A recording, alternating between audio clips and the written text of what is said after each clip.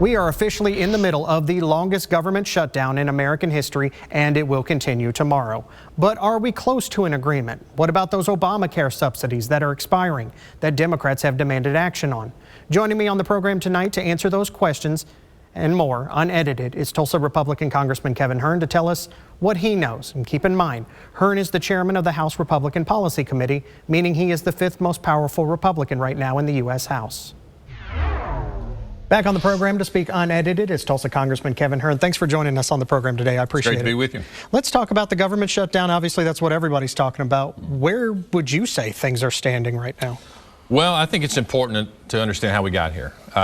Speaker Johnson knew it was important for us to get appropriations to keep the government open. So back on September 19th, a long time ago now, the House passed a clean CR, which means we passed the Joe Biden-funded government appropriations as a CR to November 21st, and we sent it to the Senate. It's important to note that every single Democrat, with the exception of one in the House of Representatives, voted against it. So they voted to shut down the government. We sent it to the Senate, and the Senate Republicans voted for keeping the government open, clean CR, and every single Democrat, with the exception of Fetterman, Casto, and an independent, Angus King, voted to keep the government open. So I know that's a lot of legalese and all that, but it's important to know the rules. In the House, the rules are simple majority, which is what everybody understands across America. On the Senate side, the rule is you have to have 60 votes. When you only have 53 Republicans, that means you need 7 or 8 Democrats to come across, and only 3 have so far.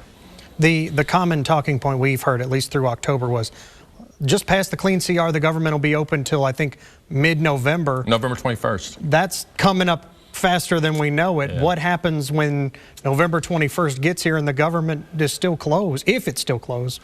Yeah, so what's in negotiations right now with some moderate Senate Democrats like Dick Durbin from Illinois and Gary Peters from Michigan, along with Fetterman and some others, is to do a CR until January 31st, get it beyond December, give us the chance to continue the appropriation bill. My colleague here in Oklahoma, head of the appropriations, Tom Cole from down in southwest Oklahoma, has been working hard.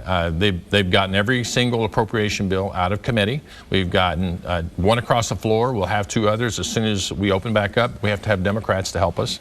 And so when that happens, we'll come together with the Senate and we'll start doing this. The reason that we're broken, the reason that we're shut down is for 25 years, long before I got in Congress, we stopped doing budgets and the appropriation, the basic fundamental job of Congress. And that's why you have deficits that are out of control. That's why debt is out of control. And so Congressman Cole, Speaker Johnson, myself as the policy chair are working really hard to get back into regular order. And Chuck Schumer, who's fearful of Alexandria Ocasio-Cortez in a primary next year, very afraid of what's happening on the far, far left, has decided that shutting down the government is better. We're thinking alike, because that was my next question was, you all were working on budget bills, so you extend this out to January. You get those budget bills passed? Is that what you're hoping for? That's correct. So we passed, there's 12 appropriation bills, or budget bills as you're calling them, and every one of them's come out of committee on the House side. So they've all come out. Now we have to vote them on the floor, and those will go to the Senate. The Senate will do the same thing. By the way, Senator Thune, the new leader of the Senate, is doing something that has been done in years. He's actually passed them out of committee as well. Senator Mullins on Appropriations Committee as well. And so all these are coming out, and they'll go across their floor. We'll meet in the middle, and we'll negotiate them. They'll go to the president's desk and get signed. Those few that might be left will be bundled up and put together, and those will be passed as what's called a minibus, some may have heard, and they'll get done. But we've got to get in. We're trying now to fund the government from last year.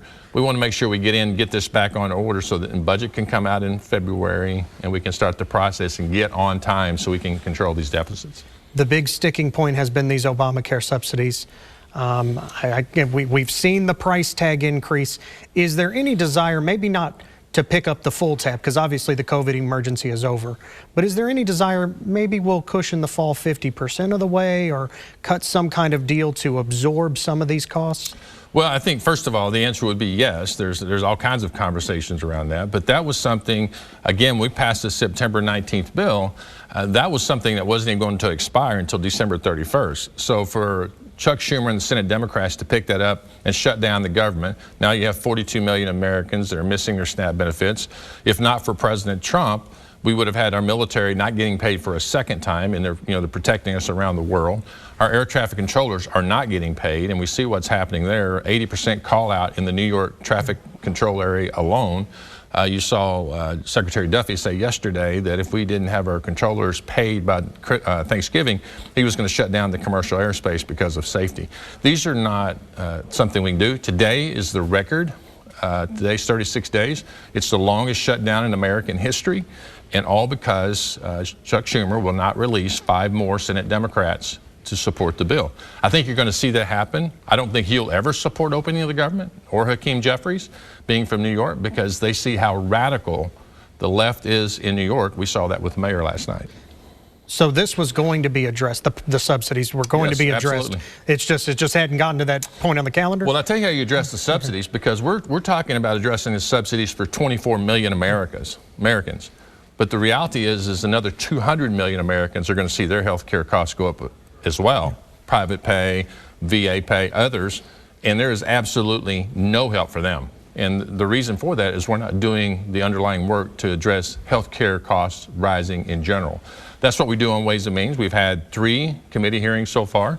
We need to be having more. That's where our time should have been spent, having a bipartisan approach to fixing health care, because what we know is in 2010, when the Affordable Care Act was passed, in its name is affordable. It's been less than that. Costs have risen almost 100% since 2010. And now in 2023 rather, the Democrats in their Inflation Reduction Act passed an extension so that people, a single person making $200,000 a year or a couple making $400,000 could get subsidies from everybody else in America to lower their health care costs. And by the way, they did nothing to lower the health care cost. That money went directly to the insurance companies, not to you as an individual. And so we've got to get it where the entire system is lowered, not just for a few, but for all. This seemed like a really terrible situation for the poor, or at least that's how it's playing out. You either go with the Republicans and you get SNAP benefits, or you go with the Democrats and you get Obamacare. I mean, how did we end up in such this terrible situation for the poor? Well, you think about it, up until 2023 in the underlying Affordable Care Act, think about what the Republicans are saying right now, what we said in September 19th, is if these expire, as the Democrats, by the way, this is a Democrat extension from 23 to end of 25. This wasn't a Republican. So the Democrats had it expiring in 2 years because that's all they thought it was needed. But they didn't do anything in the 4 years they were in control to lower the cost of health care, just to throw more taxpayer money at it. And who got wealthier in this? The health care providers and the insurance providers, not the American people. Costs are continuing to rise. The Kaiser Family Foundation, not our local Kaiser Family Foundation, that looks at this and been doing it for 30 years, said the costs are going to increase on average across America about 40 to 50%. The subsidies will lower that by anywhere from 5 to 10%. So and that's just for that group. And so it's not one of these things where we're actually fixing the problem. We're just, again, what we do so well in this country many times over, instead of actually addressing the hard stuff, we just throw more money at it. And that's why we have, almost $2 trillion in deficits and $38 trillion in debt. Let me just ask you, I'm running out of time, how long you think this goes on for? If you had to take a bet today, another week, a month? Last week I thought it would end after the elections last night. Because I think what happens every time when these happen is that nobody ever wins in a government shutdown. The very people, whether it's Republicans or Democrats, that cause this shutdown, you have to go back to that same group to open up. They have to figure out an off-ramp to save face. And so the thought was last week and over the weekend, the elections last night, which turned out very favorable. You had Democrat candidates win in Democrat states, with the exception of what happened in New York, where you had a socialist Democrat, borderline communist, win in New York. So now that that's happened, they can say, look at us, because of what we did, we have wins. You address the tariffs, so they can say, look what we did. We're going to kill the tariff program of the president, and that gives them the off-ramp to say we can open back up now. Congressman, thank you so much. We could talk for hours.